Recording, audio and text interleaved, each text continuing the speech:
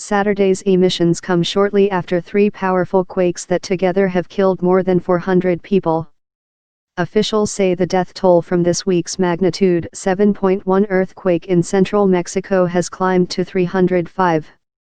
Civil Defense Chief Luis Felipe Puente sent out a tweet on Saturday saying 167 of those deaths were in Mexico City.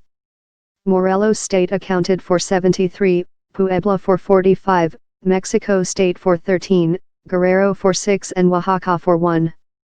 Rescue work is continuing 4 days after the quake struck. No place is treating more victims of this week's deadly earthquake than Mexico City's Joco General Hospital. When the seismic alarm for a new quake sounded on Saturday morning, hospital workers ordered visitors to evacuate. That included 43-year-old Cynthia Purita, who was at the bedside of her sleeping boyfriend. 49-year-old Jesus Gonzalez fell from a third-story balcony of a building where he was working when Tuesday's magnitude 7.1 quake hit, and he's awaiting surgery. Purita said she didn't want to leave, "I was worried about him." But she left the building and came back in when the shaking stopped. Purita said she feels like people are getting accustomed to being on edge. A quake alarm can go off at any moment, and you say, well, it is God's will.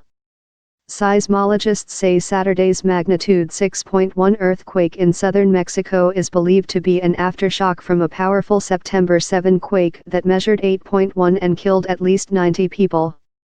Mexico's National Seismological Service says its own network has recorded thousands of aftershocks of the September 7. It recorded 15 of magnitude 4.0 or greater just in the first 9.5 hours of Saturday. Quake alarms sounded in Mexico City as a new quake struck, prompting people with fresh memories of this week's devastating temblor to flee homes and hotels. Alejandra Castellanos was on the second floor of a hotel in a central neighborhood and ran down the stairs and outside with her husband. In her words, "I was frightened because I thought, not again." Nathaniel Hernandez lives in Tonala, one of the cities hardest hit by an earlier, September 7 quake, which struck off the coast of southern Mexico with a magnitude of 8.1.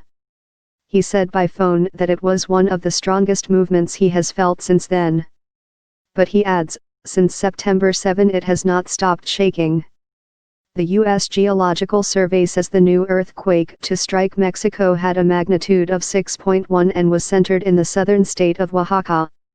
It initially calculated the magnitude as 6.2. The director of Mexico's disaster agency says it's an aftershock of the 8.1 quake that hit on September 7 off the country's southern coast. The new quake also swayed buildings in Mexico City, which is trying to recover from a magnitude 7.1 temblor that struck on Thursday, killing at least 295 people.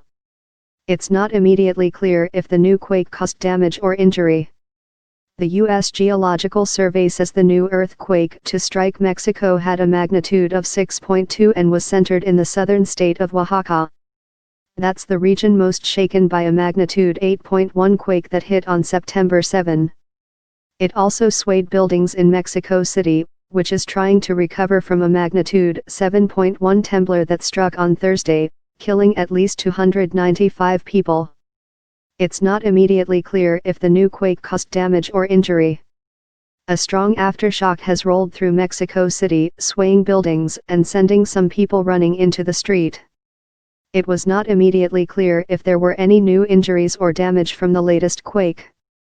In the stylish Condesa neighborhood, young revelers typically spill out from dimly lit bars and restaurants on a Friday night. But the first weekend since a 7.1 magnitude earthquake toppled buildings just blocks away began on a somber note.